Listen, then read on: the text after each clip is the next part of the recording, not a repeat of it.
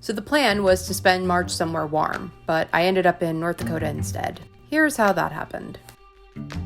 The day after she left this voicemail on my phone, "Hi, Alexa. It's your granny calling from good old North Dakota." my grandma had a seizure and got into a car accident. She was in the hospital for 2 weeks and then released, but with no clear cause of the seizure and now no license, the family was concerned about her readjusting to life alone. So here I am in McIntosh County, taking care of someone for the first time in my whole life. We came to see the McIntosh County Courthouse. Yay! Pajurial girl. Robin Hood and The weirdest thing about caring for someone who used to take care of you is that because they've essentially trained you on how to be a person, at times you feel like you're taking care of the blueprint version of yourself.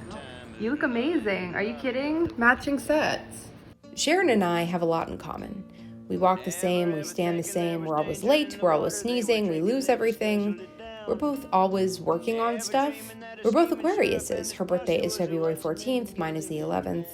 And I found an old diary of hers once too, so I assume we're both kind of writers. Whoever said I can't cook is absolutely right. And I'm the first one to admit it. The shitty thing is that we both forget things really easily, and her memory's been declining for a while now, especially since the accident. Never happened, and I have no recollection of any of it. The last thing I remember is having bumped into Diley's car and driving over to my driveway. Being with her during this time kind of feels like stumbling into a small-town true crime podcast. After her accident, people from the community came forward to tell us weird things they'd noticed, but didn't feel comfortable to say earlier.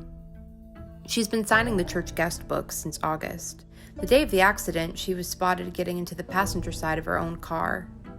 The day of the accident, she kept standing up during church when no one else was, and the car she ran into was parked and on the other side of the road. Well, the weird thing is that I have no record, no history of any kind of seizure. I still think it had to do with that car accident. I honestly do. But weren't you like, if you were blacking out already before the car accident, like as you're getting into the accident, then I think, maybe they're connected, but it would have been, like the car accident wouldn't have brought it on because in a way it's kind of what's causing it. Who knows? Occasionally, she'll say to me, "You know, the more I hear about this, the more I think someone got one over on me."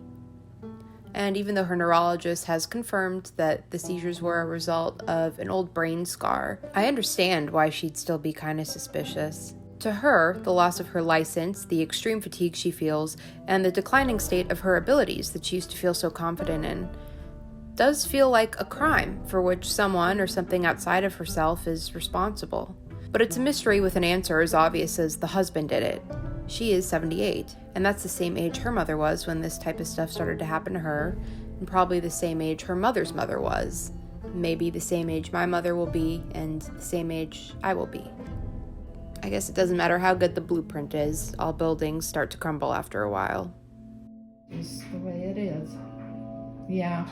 Well, I guess I am an older person, so I feel guilty.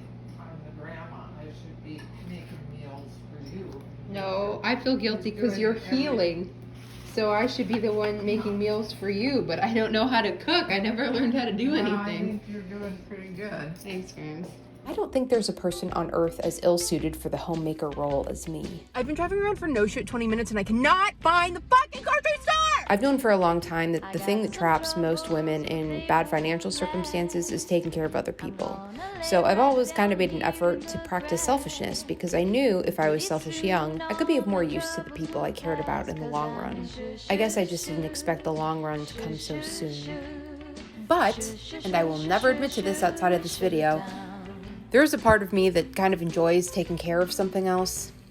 And I think it's because I enjoy pleasantly surprising myself. Church girls, we made it in the blizzard. I am pleasantly surprised that I only got us to church 5 minutes late, and mostly because it was daylight savings time and we both forgot. I'm pleasantly surprised that even though the chicken is dry, they're still eating it and saying it tastes good.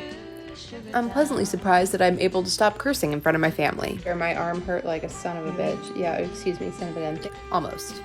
The days are getting warmer, she's getting more used to her seizure medication, And I know I'm going to have to go back to New York soon, so I'm trying to make this hibernation away from my regular life a productive one. You know, the kind where I disappear for a month and come back so beautiful, rich, and successful that everyone who ever told me no for any reason sees how happy I am and jumps in front of oncoming traffic instantly. I stopped doing drugs. I limit myself to 1 drink at 4:30 while Grandma watches Jeopardy. I do my stretches and I put my teeth whitening strips on every night. I'm celibate for the longest I've ever been since I started having sex. And of course, I delete social media. There's not a whole lot of distraction, which is good, but that also leaves a whole lot of time alone with my natural thoughts. How are you? Worried about Russia. How are you? Blood in your spit. That's interesting. Probably a relapse. In North Dakota, too. You're gonna die here. Do you remember the Cuban Missile Crisis? People died because we were going to war then. And then what do? You just carry life on as normal? Or Is that a great fucking pube? Your sister will be murdered by the next day. What did people do to silence the scary shit in their head before the internet existed? Surely there's gotta be some type of coping mechanism. Okay, so I caved. I made some new drinking buddies after Grandma went to bed, but they're very nice boys. They help me get my car out of the mud, even after they tell me not to drive it there, and I floored it because I thought they were being sarcastic. Yay! Thank you guys! They help me film a video that you'll see soon. Subscribe, please. You're just going Follow me, follow me, follow me. like walking.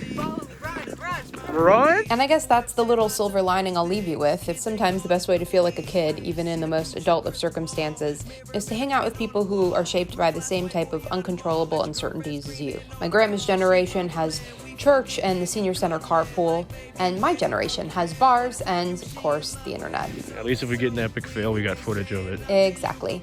I don't really know how to end this, so I'll just say everything's good. Thank you so much for being here, and I'll see you next week if I feel up for it.